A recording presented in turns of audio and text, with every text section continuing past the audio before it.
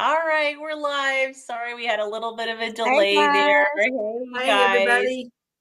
doing good. So, before we get into it, let's cue our intro.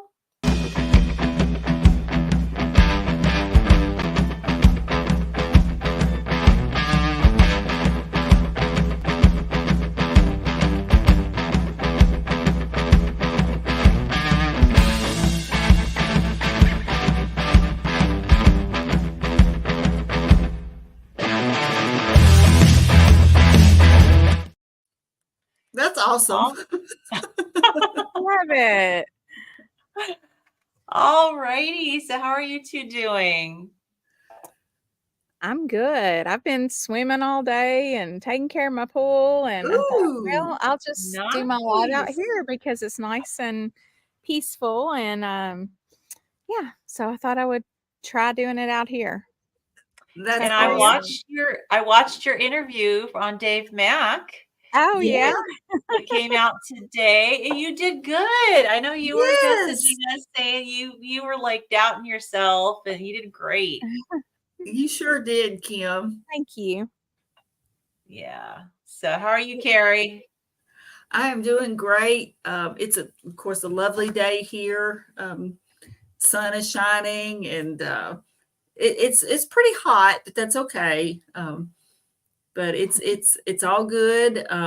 Just enjoying seeing the sun and enjoying just well, I'm glad it's Friday Eve, shall we say? Yeah. It's been a rough I'm week. glad, but things really are good. They're just, it's like you just get into a groove of things, and then you just. So yeah, I've been in a groove with work, but unfortunately, it seems like other things have gone off to the side. But Oh. Well, I'm glad you're here. It's nice and beautiful and sunny here in Washington State as well. Probably not as hot as it is where the two of you are.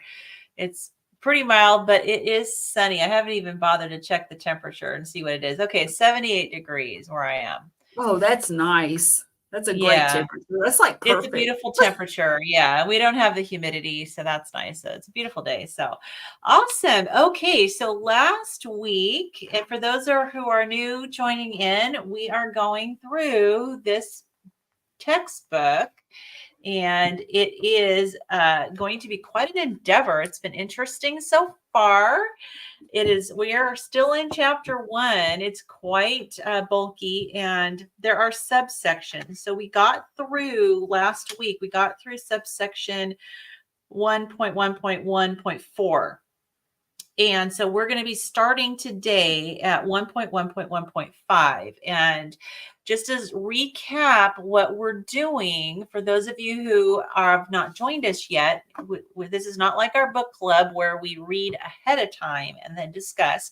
We're doing something really a study club. We are actually going to we read through and read together each section and discuss as we go. So it's a very different format.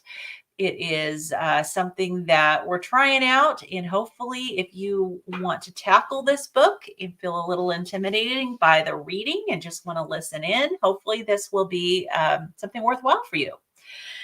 So anyways, are you two ready to get going? I'm ready. All right, Kim, you want to start us out with this next section? Yeah, I tried to put on my glasses, but I forgot they turn dark when I'm outside. So They're dark. Yeah. yeah, I don't like that. Okay. So we'll give it a shot. Okay. Reconstructing the natural species specific evolutionary human diet. The natural diets of most living species can be determined by observing what those species eat in their natural environments. However, humans have progressed far from the state in which they and their ancestors lived for millions of years. First, by domesticating their food sources during the last 10,000 years, and more recently by industrializing the production of the foods we now eat. In an attempt to reconstruct our ancestors' diet, intuitively, we turn to archaeologists who dig Homo's base camps that are millions of years old. But if we rely only on the prehistoric archaeological record with its thousands of sites containing fossilized animal bones, including just a few sites with plant residues, we might conclude that humans are, hold on, I lost my place here. The humans are specialized hypercarnivores. However, in this archaeological view of the natural human diet, biased by the different preservation potentials of plant and animal remains over millions of years. Therefore, while archaeology can reveal a great deal about what animal foods we ate, it tells us very little about the relative contribution of animals or plants to the diet eaten by hominins. Okay, I just realized we read this last time. We did? Yes, yeah. But I'm just going to continue. Oh, okay. Yeah, I marked it wrong then. we read through there. Okay. Well, then we're going to repeat. I remember trying to pronounce the last word in this. This does sound familiar. Okay. Consequently, most scientists attempting to reconstruct the natural human diet has focused on the food choices of modern hunter-gatherer groups in remote corners of the world. But more recent research shows that modern ecological conditions are so different from those that prevailed during the long history of human evolution that this information does not provide a valid measure of the natural species-specific human diet. So if we cannot rely on the archaeological record and recent ethnographic observations, where do we find the best evidence for what constitutes the natural species-specific human diet? The growth of paleobiology as a vibrant scientific discipline provides the basis for a different approach to rediscover the natural human diet. This approach assumes that the shape of the human body, the structure of our organs, our genetic composition, and our metabolism are largely the result of adaptations to our species-specific diet during our evolution as the genus Homo. Paleobiology enables a review of unique features in human morphology and physiology, which can only have developed in humans that eat a species-specific diet. Table 1.1 lists 14 biological human features which indicate that a specialized carnivorous diet drove human evolution, with plants as a fallback food. Additional evidence from archaeology, paleontology, and zoology support the conclusion that humans evolved as hypercarnivores, obtaining at least 70% of their calories from animal-sourced foods. Increased consumption of plant-sourced foods becomes evident only towards the end of the Pleistocene. I can't pronounce it. Pleistocene, 80,000 right. through 15,000 years ago, by which time Homo sapiens had been established as a distinct species for more than 200,000 years. Okay. And You're that right. was where we had talked about the table. Then the table. And of course, I was supposed to do a nice version of the table, which did not get done. Well, we can read the table. Yeah, the table has a lot of good information. So maybe we can read through. And so the table is called Biological Features and Other Evidence for the Evolution of Humans as Specialized Carnivores. So it lists a whole bunch of biological features and then it gives an explanation. So for example, the first one is that humans have high energy requirements.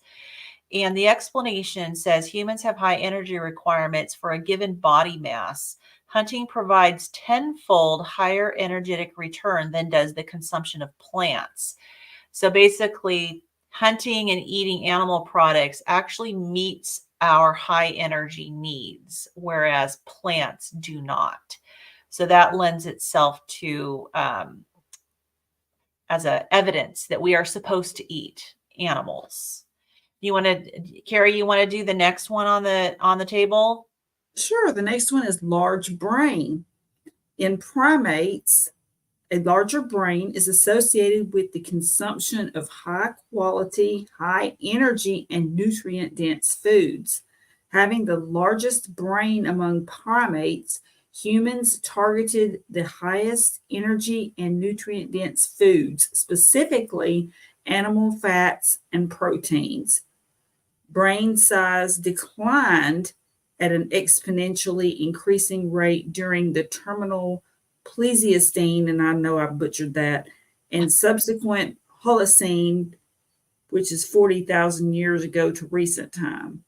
Over this period, diet quality declined as humans increased their consumption of plants. So that's interesting that we had evolved that quick. Well, I mean, I say quickly, but I mean, we evolved to that point, and now already we're going backwards, it sounds like. Well, and Like if we've you've read, already kind of increased the percentage of plant-based, and so it's like we're not evolving as quickly. yeah. Well, and I mean, What they're now calling, Alzheimer's type 3 diabetes. So they're linking it to the food that we consume and the spikes throughout our life in insulin and our blood sugar. And so our brain needs the fat and needs the protein. So, okay. And then the next one is higher fat reserves. So with much larger body fat preserves than primates, humans are uniquely adapted to survive longer periods without eating. This adaptation allowed survival during those frequent periods when contact with large hunted prey was erratic. So that's that feast and fast thing that we can do. But bears do that. They hibernate all winter and they don't eat, right? So we're not the only ones that can do that, live off of our fat stores. So, Kim, you want to take the next one? Sure. Fat metabolism. There is evidence for substantial genetic changes that allow for greater fat metabolism in Homo. Genetic changes in the FADS, fatty acid desaturase gene in African humans 85,000 years ago allowed for a slight increase in the conversion of linoleic acid. The plant, we're gonna say That's a word. I'm going to say DHA. Yes. Yeah, the plant DHA precursor to DHA. And then adaptation to higher fat consumption is the next one. The study of Swain, Lenz et al. Suggests that humans shut down regions of the genome to accommodate a high-fat diet, while chimpanzees open regions of the genome to accommodate a high-sugar diet. Okay, interesting. So is that saying that our genes accommodate a high-fat diet, like on a genetic level? Is that how I'm reading? How you're reading that? That's what it sounds like. I wonder how they chimpanzees can accommodate a high sugar diet, but we don't do that. I guess I don't know. Well, obviously, they must be able to accommodate a high sugar diet without becoming ill. Whereas if we have a high sugar diet, we become ill. Yeah. Yeah. Interesting. Okay, so the next one is late adaptations to consumption of tubers. So groups that consume high quantities of tubers, so I'm assuming that's like potatoes and carrots, and is that what that is? I think so. Yeah, like root vegetables. Yeah, I think Okay, so. so groups that consume high quantities of tubers have specific genetic adaptations to deal with the toxins and anti-nutrients present in tubers. Other humans are not well adapted to consume large quantities of tubers. Okay, so we don't have the genetic ability. We haven't adapted to process the toxin. Basically, the tubers grow below the soil like potatoes. They're starch storing. That's why they always say if it grows below the soil, you'd want to be careful because it'll make your sugar go out of control. Yeah, highly starchy. Yeah, interesting. Well, it's interesting. I was seeing this Korean acupuncturist for a while, and he's actually from Korea, and he's really good. But this was before I was carnivore, and he looks at, he assesses your particular body constitution. And he said that for my body constitution, I should be eating most like meat, but he said no green vegetables at all. And he said I should be eating tubers, which was interesting, like that I should be focusing on root vegetables and meat. And of course, that was before I became carnivore. But after him telling me that, I kind of started to think a little bit more about, whether I should just go back to being carnivore, because I had been carnivore before. But that was the first time I ever heard anybody in healthcare tell me, do not eat green vegetables. They're not good for you. That is That a was very unusual thing to hear from anybody anywhere. Don't eat your green vegetables. What? right. Yeah. Right, exactly. Okay. All right. Carrie, you want to do the next couple? Sure. Stomach acidity. Okay. Higher stomach acidity is found in carnivores. Higher stomach acidity inactivates meat-borne pathogens.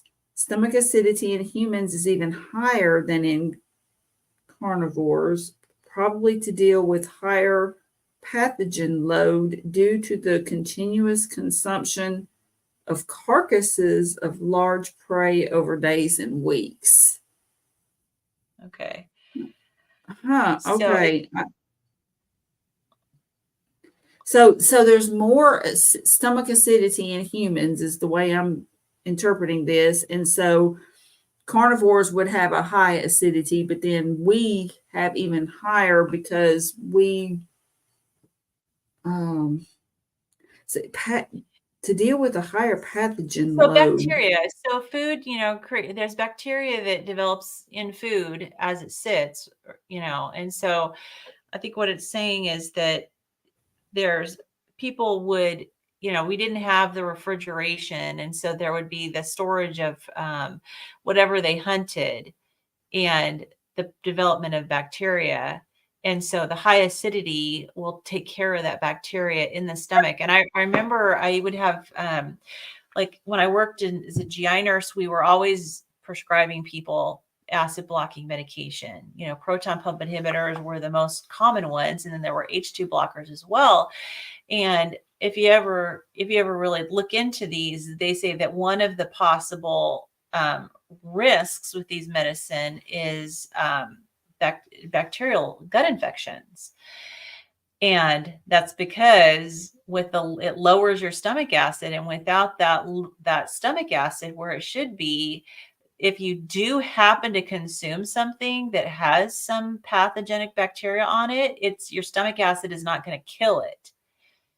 Now that's less of an issue when you live in a place where we have like food sanitation laws and, requirements, but back before that, you needed that stomach acid. And of course, I truly believe we still need it. But yeah, there's a lot of people that are on these acid suppressing medications. And that is one of the things, because if you happen to eat something that has bacteria that could be harmful in your stomach and you're on a proton pump inhibitor or an H2 blocker, that bacteria is probably going to pass through your stomach unchallenged and can cause you some major GI distress. And it also includes a pathogen is also, it's viruses, bacteria, protozoa, and fungi. So all the things. Yeah. So we need our stomach acid. It makes me wonder, because I was on a heavy, heavy dose of Nexium, and that was all around the same time that I started developing the thrush, multiple times. And I just had constant postnasal drip and developed candida in my sinuses. And it makes me wonder if maybe I contributed to that by knocking my stomach acid out, because that it shuts it down. Like you can get an H2 blocker like Pepcid and it'll knock a little bit of it down, but the PPIs, proton pump inhibitors, Nexium, Prilosec, Prevacid, they shut it down. Yeah. I mean, when I was working in GI, the doctors would tell us that the the H2 blockers would block about 75% of your normal natural acid production, whereas a proton pump inhibitor would block about 90%. And so they're definitely a lot stronger for sure. Yeah. I mean, can you imagine even trying to digest food without stomach acid? Like, it's so stupid that we think that that would be a good idea. Now, unless you're healing from an ulcer or something like that, I get that, you know, Correct. but I just don't understand why doctors think that, you know, you have a little GERD and instead of worrying about what you're eating, they're just like, oh, let's just start you on a PPI and just keep you on it for 20 years. You know, Yeah. it makes no sense. Yeah. Well, I mean, the whole idea that your diet might be the problem. I mean, they'll give you a list of things that to try to avoid, but they're things that act on the gastroesophageal sphincter that will loosen up the sphincter. But things that are not on that list are okay. And, you know, instead of really analyzing your diet and try to determine like what's really causing the GERD. Now, but they don't know. I mean, they're not studying carnivore. They're not studying a ketogenic diet. But we know. I mean, I know that when I started the carnivore diet, the first maybe few weeks or so, I had a little bit of increased GERD because it was obviously a lot to digest. But then my stomach adjusted. And I actually ended up I was on H2 blockers, a really high dose of famotidine. I was on like 40 milligrams twice a day, so 80 milligrams a day of famotidine. And I was able to completely get off of famotidine. So I'm not on any acid blocking medication now, and I never have any GERD. Same, So, only mine was 80 of a PPI a day. Wow. yeah. I'm Yeah. an idiot. No, just But you know jokes. what? There's a lot of people. There's a lot of people that are on that. Yep. Mm-hmm. Yep. All right. Yep. Cool. All right. You want to do the next one, Carrie? Sure. Okay. So insulin resistance. Carnivores have a natural state of IR. This reduces their reliance on smaller carbohydrate glucose glycogen reserves. Humans may develop IR when eating a carbohydrate rich diet. Herders have higher IR than farmers. Okay, that's different. I am so confused by this. I am too. I I'm am not too. sure. So carnivores have a natural state of insulin resistance? See, I think insulin resistance is a term that is used interchangeably like a lot of times, and it may not mean the exact same thing.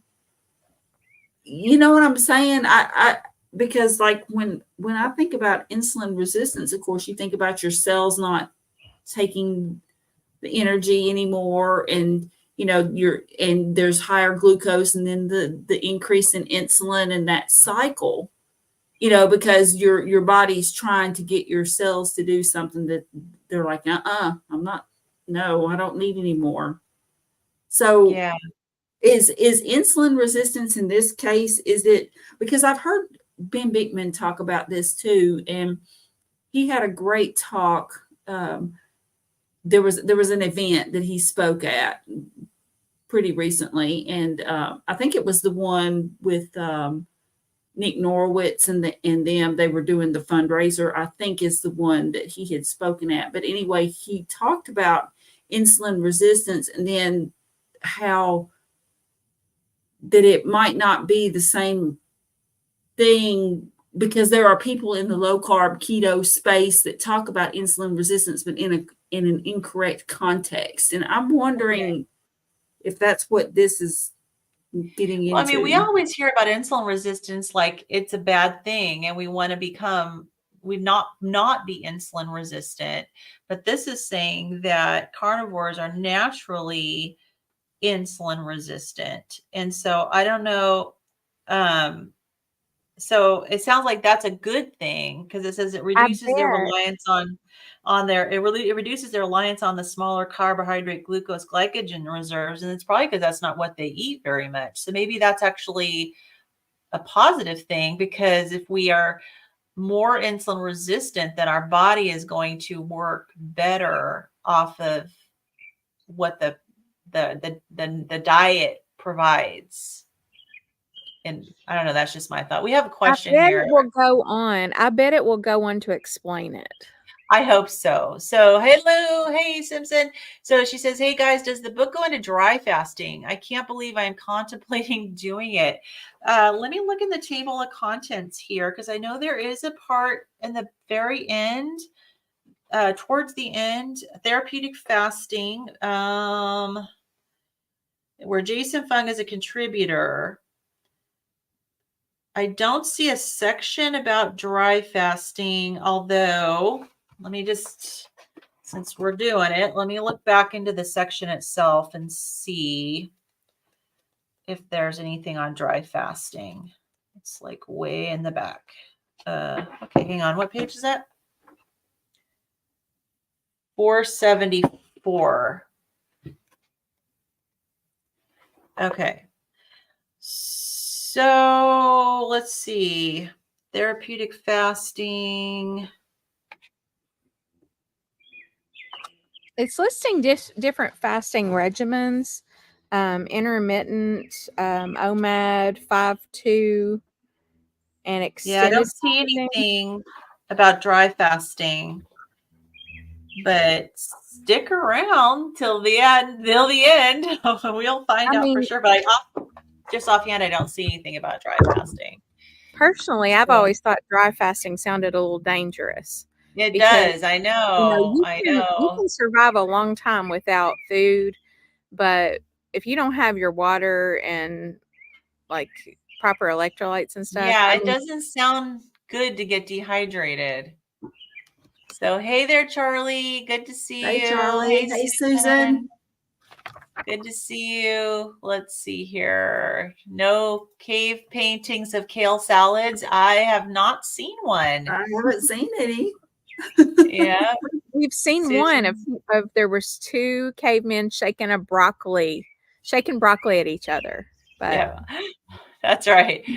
I'm kind of behind on the comments. This must have been in reaction to me and the acupuncturist telling me to eat meat and root vegetables. Yeah, so steak and baked potatoes or French fries. Although he did tell me to avoid seed oils, so that's good.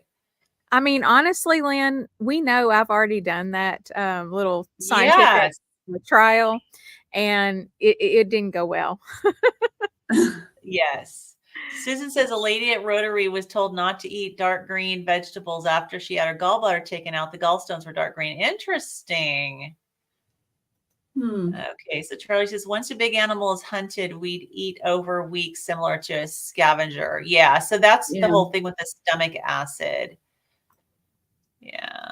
And I guess this whole thing with the insulin resistance, I mean, it does make sense when I look at this again, and it says humans may develop insulin resistance when eating a carbohydrate rich diet. And that's actually true.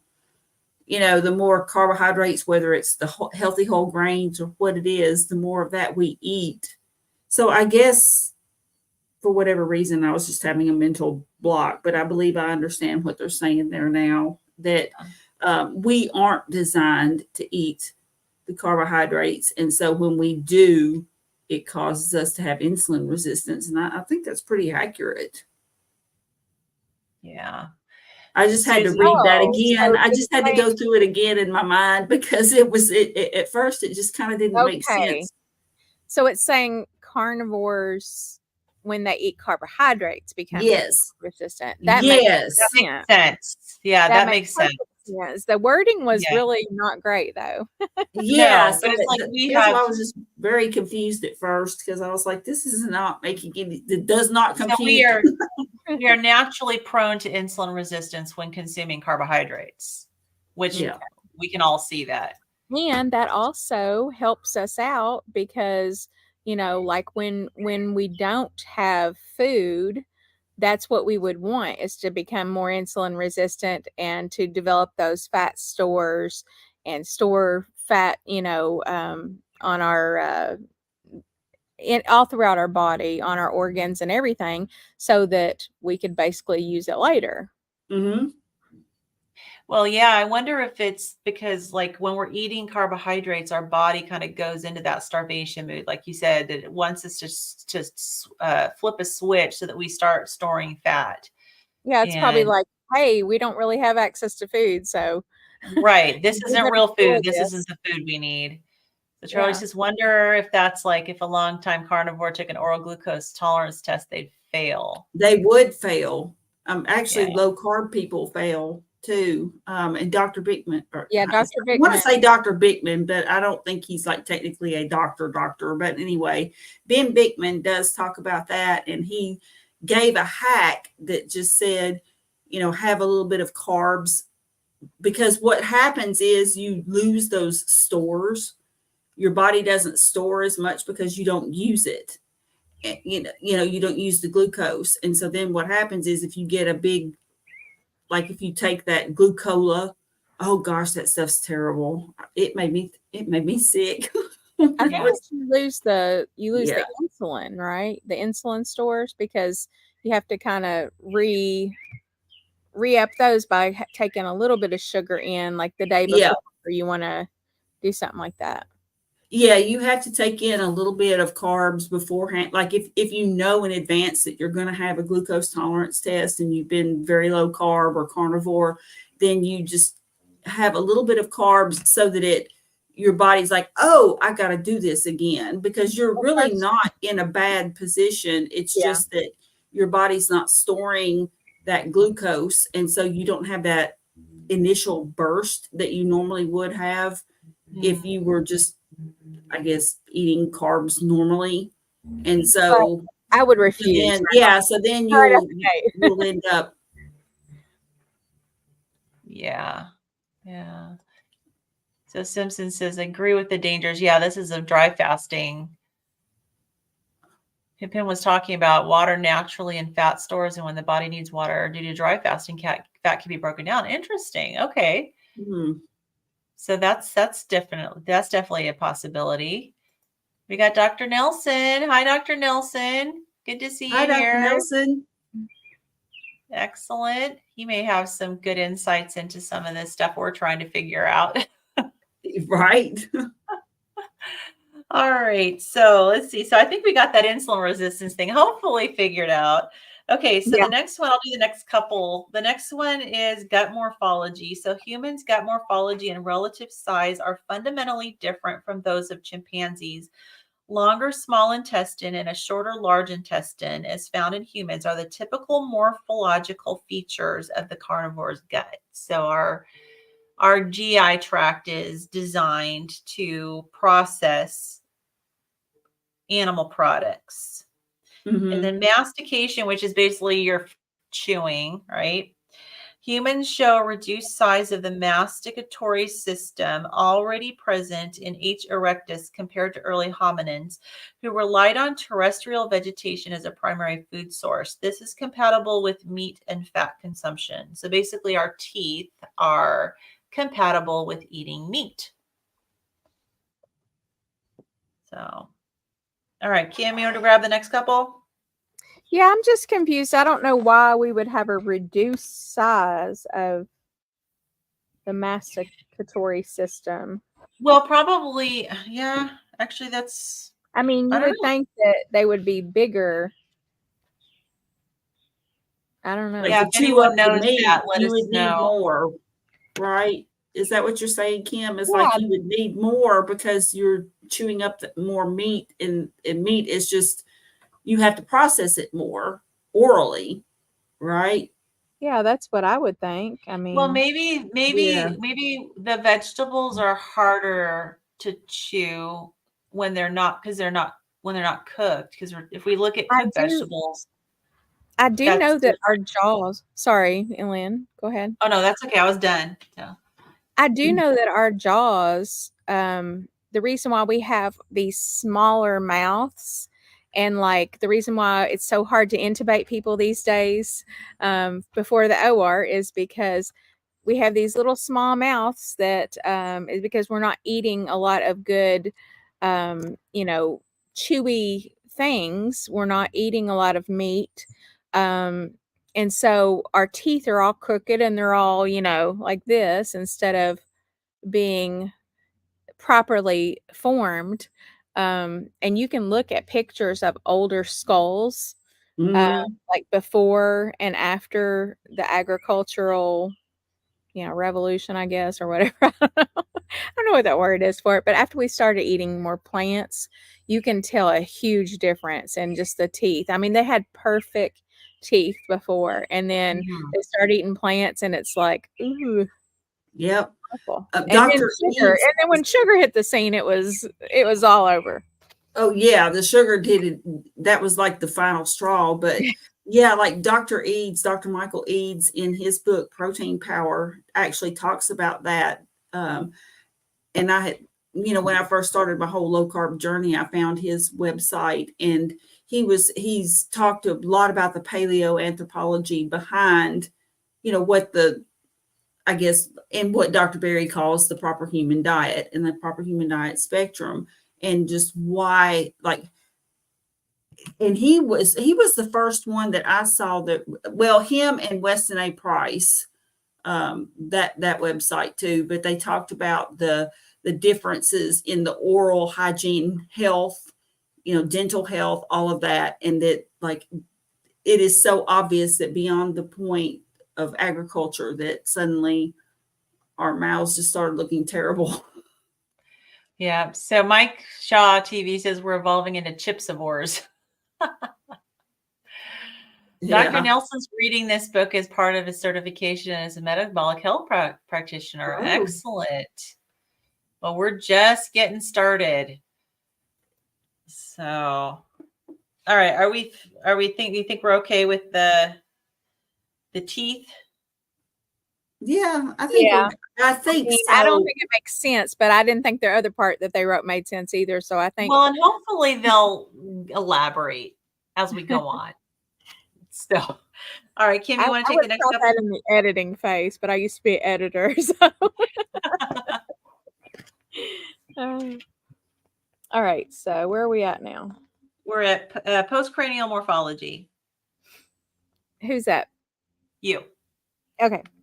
Postcranial morphology. Unique postcranial morphological features of Homo include the following: 1, increased body size in Homo erectus; 2, set of adaptations to endurance running in Homo erectus, useful in hunting, especially in the heat; 3, shoulders adapted to spear throwing in Homo erectus. Well, I have none of those qualities. I have kind of broad shoulders for a girl, I've always thought. So it's from all that. Have you seen my arm workout, the arm challenge that Lindy and I are doing? No, I haven't. I kept meaning to check that out. I got my husband to join me on day 4. So I did a video and we both did this arm workout. It is hard.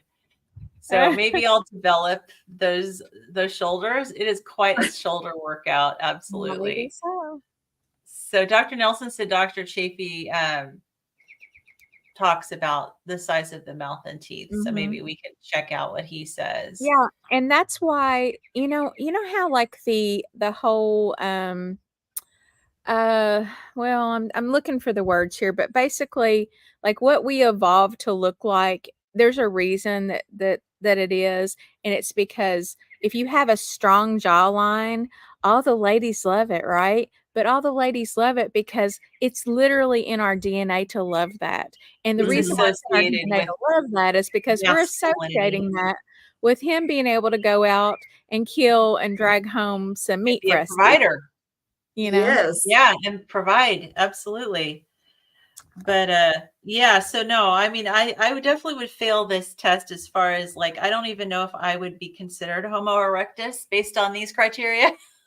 Because I definitely don't run and I definitely don't tolerate heat well, but maybe I'm an indication of how we have adapted very poorly in the wrong direction to a bad environment. I have always been a really good, fast, short distance runner. And I have a lot of, when I did my 23andMe, I have a lot. That bird is really loud. Sorry, guys. It's like I wanted on the conversation. But anyway, when I did my 23andMe, I have a very high percentage. Well, not very high. Nobody has very high, but a higher percentage of Neanderthal DNA. So, Oh my goodness. Interesting. Bug. Interesting. um, All right. So you want to go to the next one, the adipocyte morphology? Adipocyte morphology. Similar to the adipocyte morphology in carnivores, the energy metabolism of humans is adapted to a diet in which lipids and protein rather than carbohydrates make a major contribution to the energy supply. Okay, so this is So your basically adipocytes are your fat. cells. Yes. Yeah. Yeah. So your fat cells have adapted to lipids and proteins rather than carbs. Yeah. So we're designed to live off of our fat because this is referring to the adipocytes or fat cells in relation to supplying energy and our energy metabolism. So we've adapted to consume fats and proteins, and to help with our energy. So I've definitely seen that.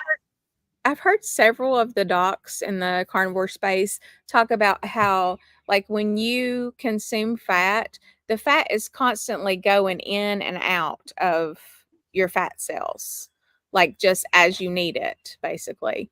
So, Yeah. when they say if you eat too much fat, you'll go to the bathroom, I'm like, not necessarily, because your body has a way of, and I'm trying to figure all this out, y'all, but it sounds like a conflicting thing. You know what I'm saying?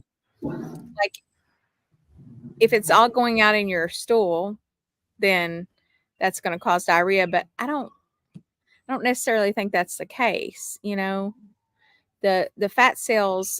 I've also heard from more than one source that the fat that you eat, it can go in and out of the fat cells.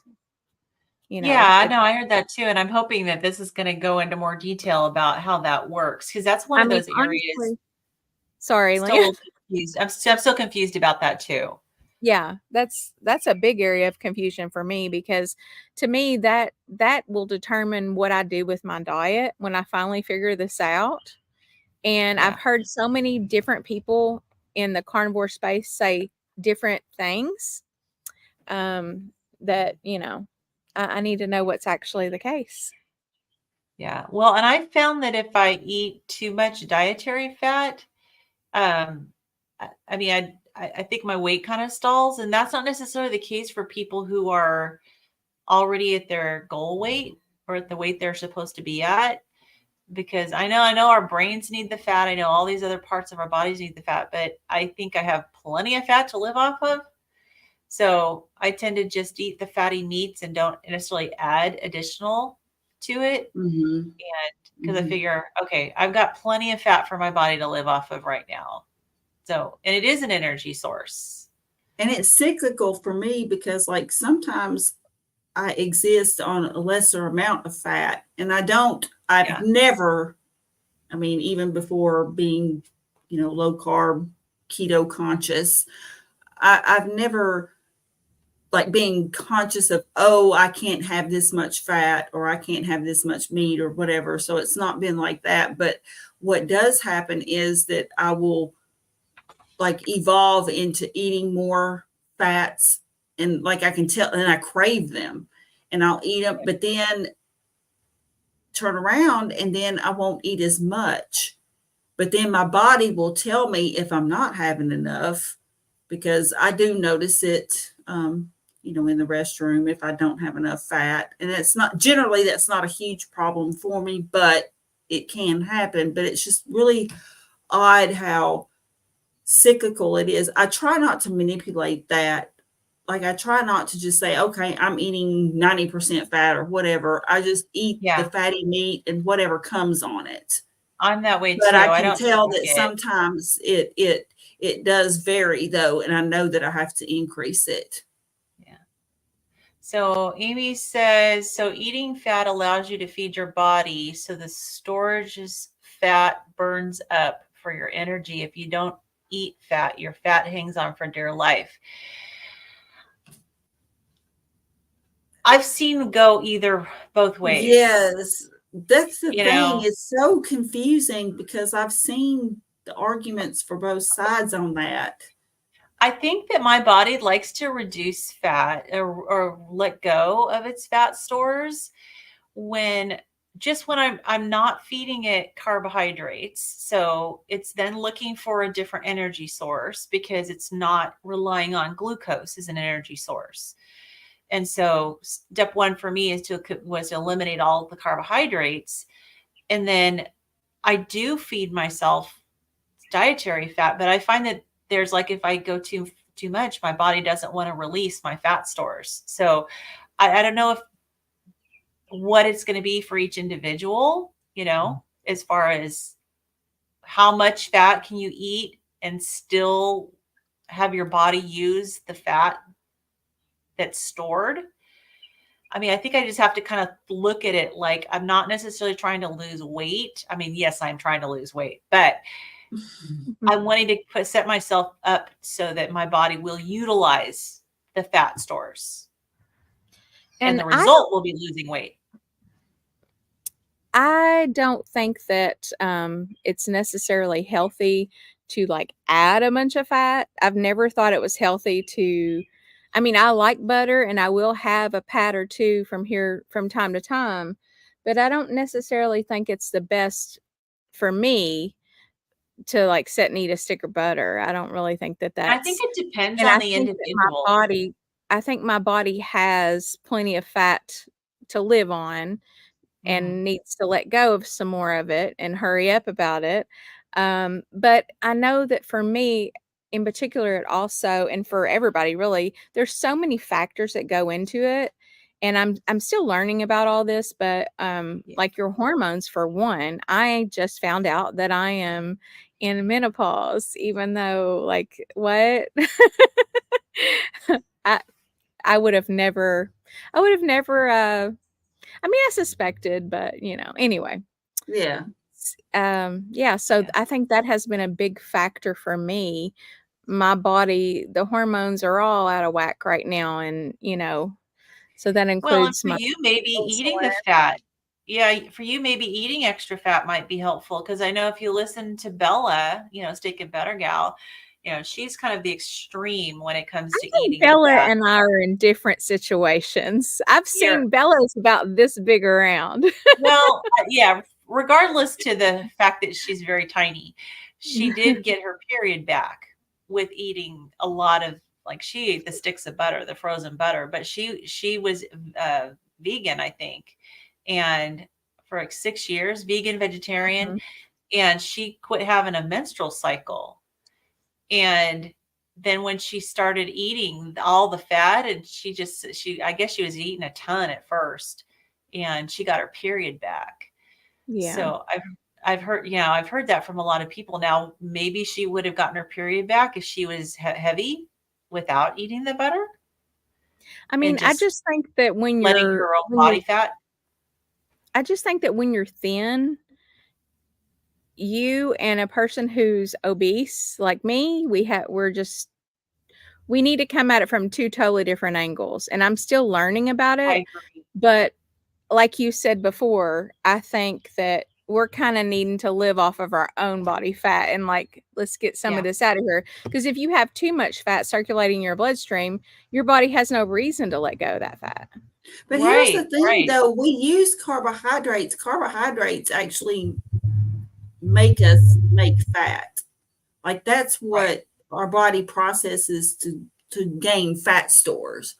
So if we are severely limiting or like don't eat any carbohydrates at all, then that's where I'm because I know that the carbohydrates is what our body processes to make fat. So if we're trying to, like, if somebody is out there trying to lose fat, the fat that they eat, based on just what I'm gathering, doesn't necessarily keep a person from losing the fat on their body. You know what I'm saying? So I've been delving into it too, because even though that's not my goal, I want to learn though. So even though I'm not trying to lose a bunch of weight or anything like that, but I do want to understand how this all works, just so that, well, for example, just for my own curiosity, and in case I can help somebody. It's so confusing though, because we hear so many Yeah, different things. And that's exactly. the main reason I wanted to read this to begin with, because Yep. I want to know what's the real deal, like from the It's the people who actual wrote the research, so. textbook.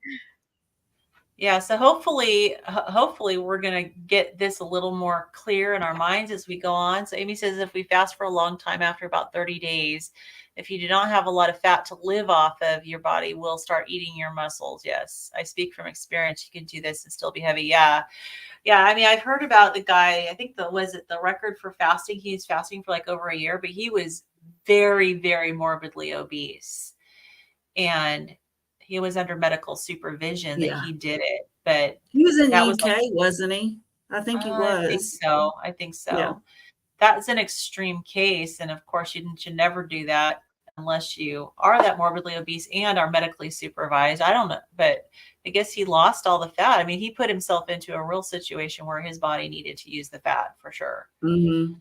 So, But yeah, we are all different. Like Amy was saying, like we literally are all different in so many ways, even two women, even two women close to the same age. My hormones are not the same as yours, Yep. And it's just like Dr. Chafee's always talking about, like that hormone cascade, your hormones they're all kind of synchronous, if one's out of whack, it's going to mess the other ones up. Yeah. So you're actually are you actually in menopause or going into menopause? My numbers show that I'm menopausal. You are. Okay. And you're going to be 50 soon? Is that No, correct? I just 49. 49. Okay. Just turned 49. Yeah. And so like I'm 56 and I'm not even premenopausal. Yeah. Yeah. That's what I was saying. Literally everybody, your hormones are totally different than mine. So, right. Right. So we got to figure out what's going to work for us. Yeah. Yeah. So, okay, let's go to the next one. So the next one is age at weaning. So carnivores wean at a younger age, as do humans. Early weaning highlights the emergence of carnivory as a process fundamentally determining human evolution. So I'm not sure I understand the significance of that. Is that because then they learn how to hunt early? I don't understand what the significance of that is. Determining human evolution. Early weaning highlights the emergence of carnivory as a process. So I guess it's saying that a part of what's contributing is the fact that. Did you see that? Take that back, Amy. Oh no. No. Yes, Amy, I love it. That is so funny. Take that back. And Lynn's like, no.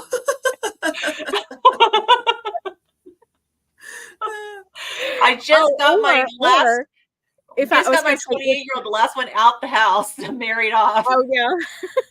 I was going to say, if I still had a uterus, maybe like Dr. Berry said, I could go back and, reverse back, but I don't. So no babies here. Oh, Lord, you're going to make me faint and pass out here. Hey, Lynn, I got to thinking that might be why I am in menopause too, because I had one little poor ovary that was hanging on for dear life. After my hysterectomy, I mean, I'm not surprised. Huh. But yeah, right, I think Lynn's ready for the baby. Okay. That's just that's what Lynn's caused like, me a lot of okay, depression to next. think about that. Oh, Lordy. Oh my gosh. Okay, so I'm not 100% clear on this whole significance of this. So hopefully the age of weaning. So maybe they'll clarify that later on. And then longevity is the next one. Kaplan et al. Hypothesized that due to a prolonged childhood, the survival of a large fraction of each group of humans depended on the presence of experienced hunters. Extended longevity in humans may have evolved to allow the survival of these hunters whose hunting proficiency peaks by age 40. So, So what? So if the hunting proficiency peaks at age 40, then I guess they have to hunt for people who are older. I mean, the lifespan. I mean, as we learned, the lifespan was only considerably lower because of the infant mortality rate. So there were people living well into their 70s back then.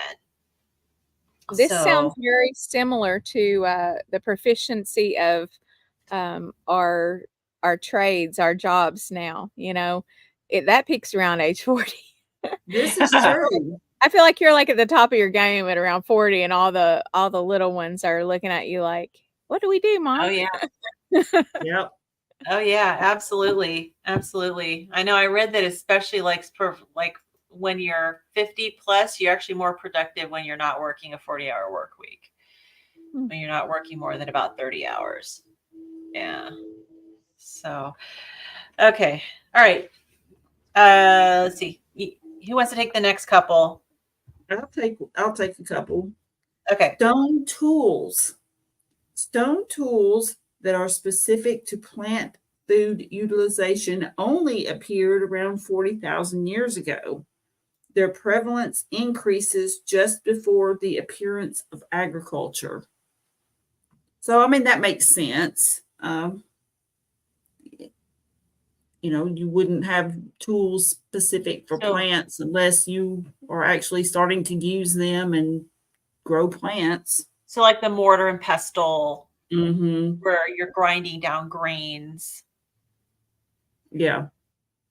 And then the So, next one is zooarchaeology.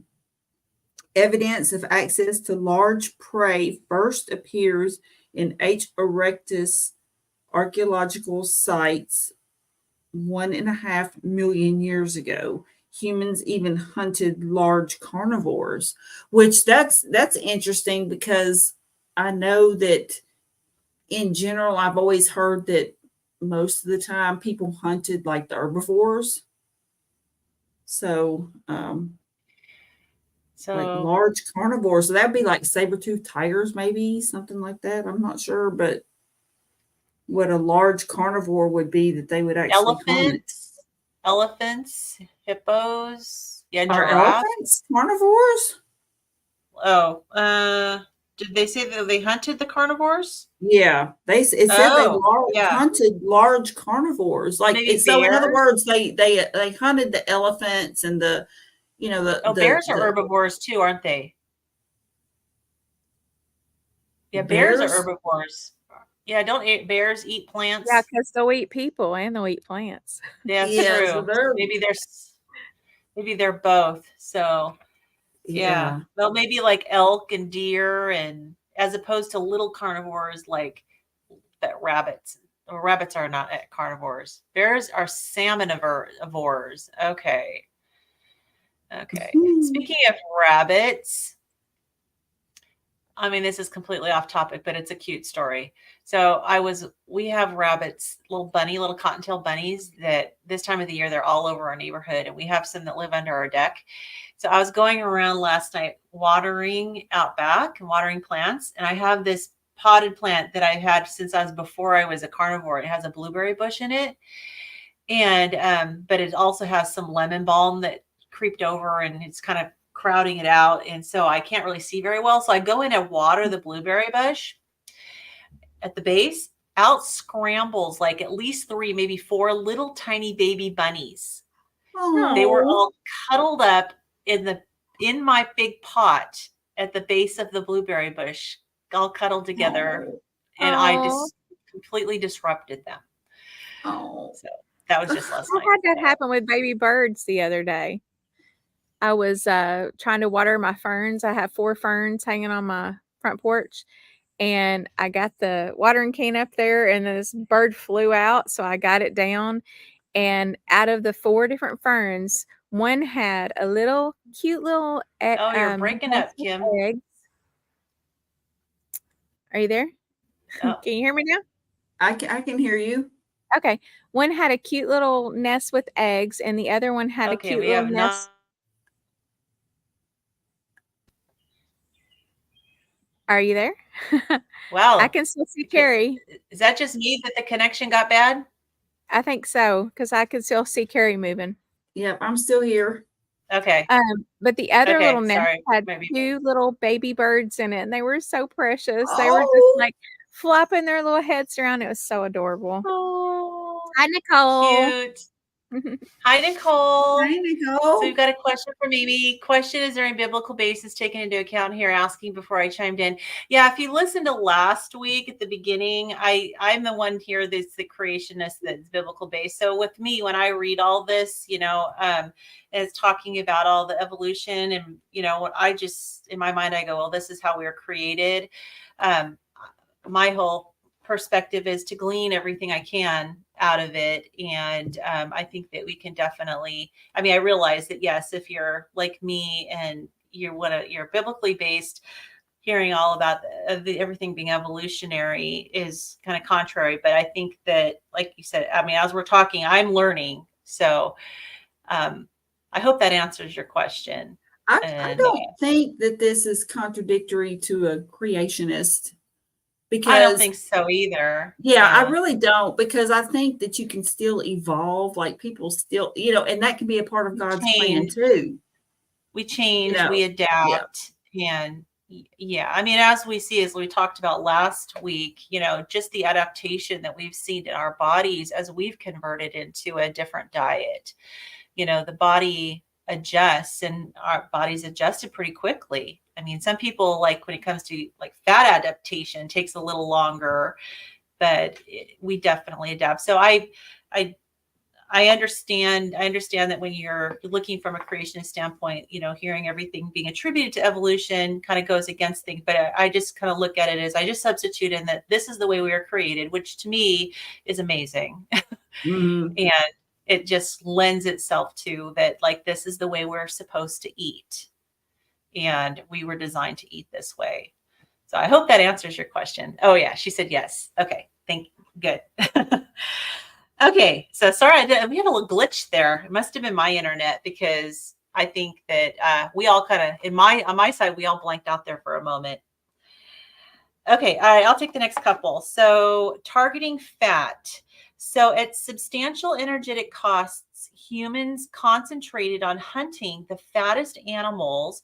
They preferentially carried fatty animal parts back to base camps and exploited bone fat. So that must mean that they must have cooked the marrow and made hmm. broth. And I remember, was it one of the books we were reading? Was it Nina's Teicholz's book, where she was talking about how the people, like in the Eskimos and the Inuit and all that, that they actually preferred the fatty parts, and the lean parts were given to the dogs. Yep. And Yeah. that's absolutely correct, because I know that dogs can't handle high fat. Their pancreas is different than ours, and they don't have the pancreatic enzymes and the different enzymes in the bile that we have to digest the fats. So even way back then, they did prefer the fatty pieces to the Right. lean pieces. That's why I've been a So little nervous about transitioning my dogs to a carnivore diet. I don't know. I'm afraid I'm going to mess it up. Not that the hard food that they're eating is any good at all, but yeah, I know that I tried to convert Max, our dog, over. Of course, he's 15, so it was a little hard. I couldn't get him adapted, and he just kept having the runs, and I was really worried about him because he's old. And so I actually found this canned food that's all wild. It's called Wild Prey, and it's all meat and organs. And it Oh, doesn't have any grains and any veggies or anything. It's just organs and regular meat. And so he does really well with that.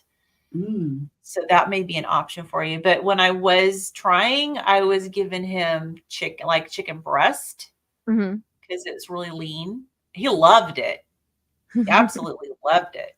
But I was making my dog food for a while, and this was before I was carnivore, and I was doing I would get a rotisserie chicken from Sam's Club, and I would boil it all off the bone and save the um,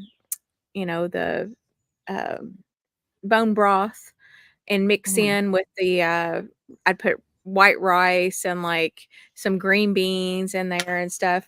And they absolutely loved it. And I felt like it was healthier for them than, the regular standard hard food.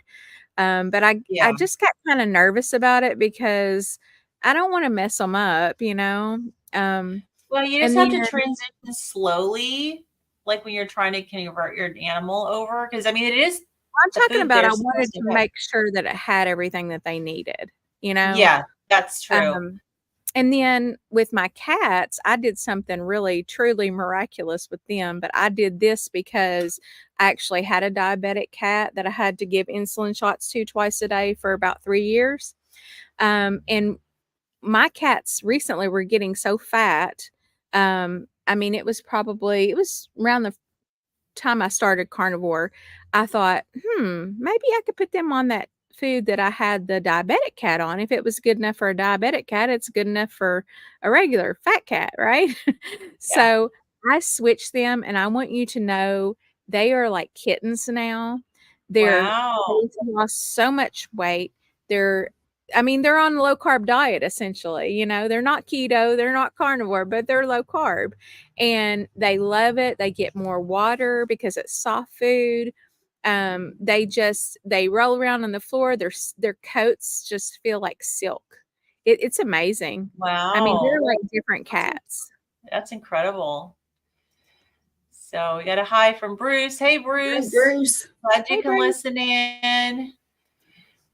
Amy says our skin adapted to where we live to be darker or not. That is true. So she says, I was thinking before the flood, no meat was eaten. And according to the Bible account, that's true. No, it's not safe to eat veg and fruit because of the chemicals. It's another adaptation. So if you're interested, Amy, if you go on my channel, I actually have a video that's called, I think it's called as Eating Carnivore Biblical or something like that. So you might be interested in that video. Simpson Mm. says, I make my own pet food for my fur babies. That's Do you have any awesome. videos, Simpson? Do you have any Oh, videos? yeah. Or, yeah, let us know if there's anything that you rely on for ratios of nutrients. And Charlie says, my dog eats carnivore cooked ground beef, chicken, and or turkey, and now she refuses to partake of any of the expensive kibble. Yes. That is our dog. No, ever since even the can that's the Prey only, Prey, Prey, forget it. I mean, we even got him 100% meat-based kibble, and he will only eat it if he's absolutely desperate. And like, yeah, that's funny. So, okay. So let's see. We've got, okay. So that one was targeting fat, and then stable isotopes. So nitrogen isotope measurements of human fossil collagen residues are the most extensively used method for determining what humans ate in the last 50,000 years. All studies show that humans were highly carnivorous until very late, ending just before the appearance of modern agriculture. So, which is interesting because that just goes to show that our collagen changes with our diet, right? Mm-hmm. Because if they can test the collagen and the human fossil collagen residues and determine what we ate, then obviously what they were eating was affecting our collagen. I hear so often people who are on the carnivore diet talking about collagen, and some people add collagen powder. But do you guys think you can get just eating beef that you can get enough collagen? I add collagen because Mhm. I have experienced some hair loss and I just feel like it makes my hair healthier. It could be a placebo effect. I'm entirely open to that, but it couldn't hurt and it tastes good. I mean, they have like the different flavors, and Yeah. I think it's stevia sweetened the one I get, but I'll make like a little lemonade drink with it and put some like coconut milk in there, unsweetened, of course, but and I'll put it Okay. in the freezer, and it's kind of like or it's kind of like drinking one of those. I don't know if y'all have ever had the frozen lemonades from Chick-fil-A. Yeah. Have It not. tastes No. very similar to that. It's almost like a lemon slushy. It's really Mm. Okay. The Simpson says no videos. good. She Oh, says I give them no ground meat. Add what I call bone soup, so bones that have softened from making broth that has gone through the Vitamix, eggs, and occasionally liver. So yeah. Mm. yeah, I heard that. Yeah, you need to make sure you're getting the organs in there. Okay, I could take the connective tissue disorder. I could take collagen, but it would do absolutely nothing for me. I find that disappointing because I hear so much good things about it. My body is missing things with it. Yeah, I can't do collagen as either because it's high histamine, and I have to really keep my histamine levels low so I don't activate my mast cells. But yeah, I wish I could take it. Maybe someday down the road. Okay, we've got like four more little things on this table. Carrie, you want to take the next two, and then maybe Kim can I'll finish take the Sure. it. last two. You guys have skipped over me twice now. Oh, we did? Yeah. Kim, Well, go for You it, guys Kim. are just going back and forth. you I'm know what? like, In my mind, I'm like, I don't know where I'm at. Okay, Kim, go for it. okay, which one are we at now? Let's see. Dental Dental pathology, pathology. I Dental think. pathology. Okay, dental pathology. Dental caries, evidence of substantial consumption of carbohydrates, appeared only some 15,000 years ago in groups with evidence of plant food consumption. So I Interesting. think we all know that. Any of us who are carnivore and who have been to the dentist or to have our teeth cleaned, my dental hygienist was just like, your teeth are, I've never seen them like this. You just don't have any plaque at all. It's amazing. So, Yeah. Mm-hmm. Yeah, and um, I'm lucky. I must be lucky because I've never had a cavity. oh So wow, I think I just have good teeth. good But I do genetics. It's good genes, I guess. So whatever genes are keeping me from going into menopause, maybe I don't know. Who knows? but but Okay. I do have gum inflammation. So I mean, the Oh, carnivore you diet helps with do. gum I don't inflammation. have, I don't have any of that, but she said my gums look a lot better than they used to. I never had like any gingivitis or gum disease or anything like that, but Yeah. um okay, so next is behavioral adaptations, a comparison of human behavior patterns with those of chimpanzees and social carnivores shows that humans have carnivore like behavior patterns.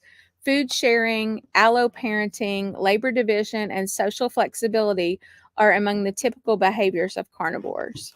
Hmm. Okay. So what's allo parenting? Is that like we co-parent? Is that the same thing?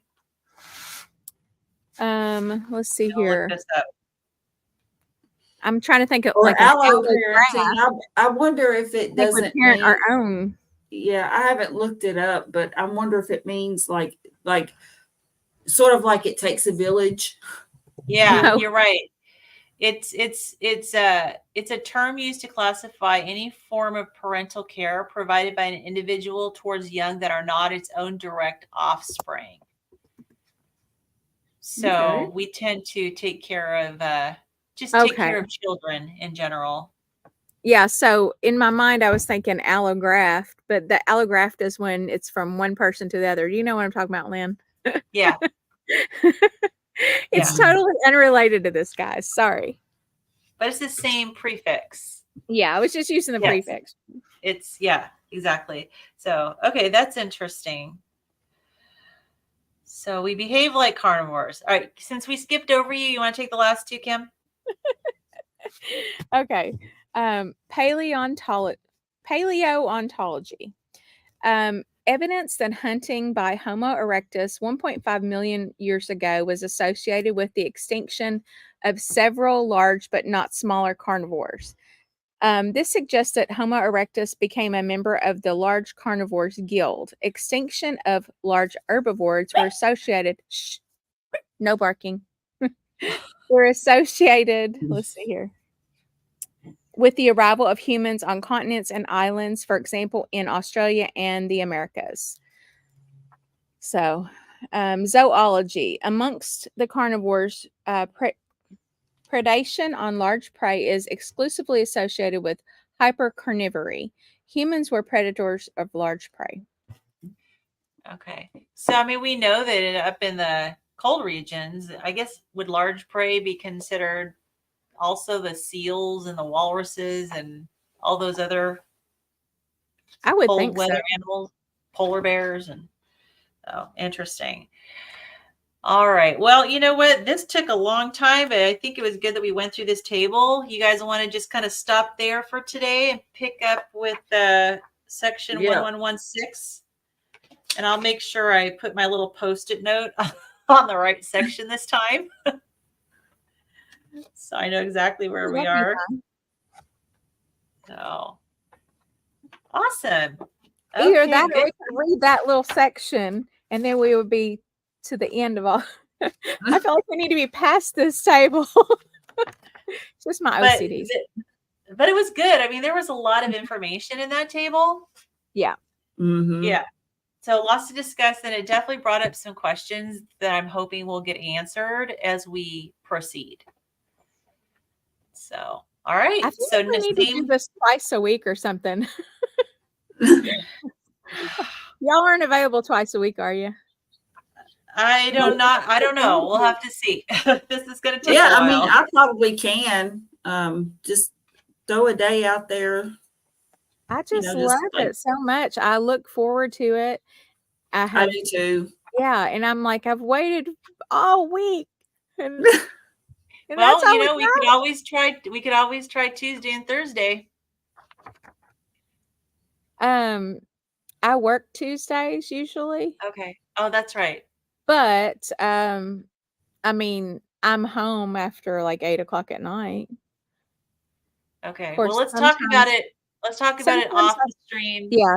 Sometimes I do the keto cookout with Russ, so that kind of Tuesdays are probably not the best day actually. But anyway, we'll talk about it. Let's talk about it off stream and we can make a decision. So, but this has been fun. So, okay. So Amy asked, when will we be back? So for sure we'll be back on Thursday. No. So maybe it will be Wednesday next time. Oh, that's right. That's right. Thank you. I'm so glad you asked because we talked about this. I work. That's right. Kim works. So our next one is going to be on Wednesday, but the same time of day. Yeah. Correct? Okay. Yes. All right. So I will make a note of that. And Eastern Standard Time. Yeah. I even made a note on my Post-it note here to announce that we were going to do it on Wednesday next week. And I totally ignored my little Post-it note marker here. All right. So next week, Wednesday. So why don't we plan on doing Wednesday next week? And then during the week, we can kind of discuss if we want to do it twice a week. And then we can make an announcement next week. Does that sound good? Alrighty. Sounds good. All right. You guys, I've had so much fun. This is great. I'm nerding out on this. Yeah, I am too. Totally nerding out. All right. Well, thank you for everybody who joined us. Do y'all want to plug your channels real quick before we leave? Sure. Go ahead. You start. Okay. I'm Nurse Kim at Carnivore Nurse Kim on YouTube. I do a book club on Sundays at 5 p.m. with these two ladies. It's the Low Carb Book Club, 5 p.m. Eastern Standard Time. I do this, which is normally going to be on Thursdays at 5:30, but this coming week will be at Wednesday at 5:30. I do the Keto Cookout, here and there with Russ Mitchell, and it is Tuesdays at 9 p.m. Eastern Standard Time. And then I have to plug that I was just interviewed by Dave Mack, and he posted Yeah. it this morning. So go check that out. Watch it. Watch it. It was a good interview. Thank you. It was a good Yeah, he's interview. interviewing me this evening. Carrie, yours was really good too, by the way.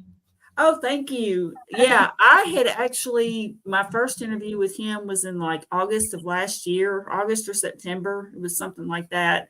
And so, he was like, "Hey, I'd like to have you back on." So I was like, "Okay, that's cool." And so, we did, and it was a great conversation. The time just flew by. I really I didn't enjoyed see it. it. Did it get published already?